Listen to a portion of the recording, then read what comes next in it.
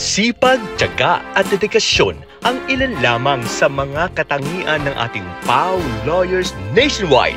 Sila na mabilis na tumutugon at nagkakaloob ng libreng serbisyong legal sa mga walang kakayahan nating mga kababayan. Mula sa PAW Paniki Tarlac District Office sa pangungunan ni Attorney Rolando L. Gragasin, OIC. Kasama sina Attorney Maria Victoria A. Abenes, Attorney Alona S. Apilado, Attorney Catherine Grace D. Lavapi, Attorney Imelda C. Manipon Gabriel, Attorney Arian B. Melegrito, at Attorney Joan E. Andrada para po makatanggap ng mabilisan at garantisadong serbisyo ng PAW Paniki Tarlac District Office. Tumawag lamang sa 045-931-0265 o mag-email sa pawpaniki@gmail.com.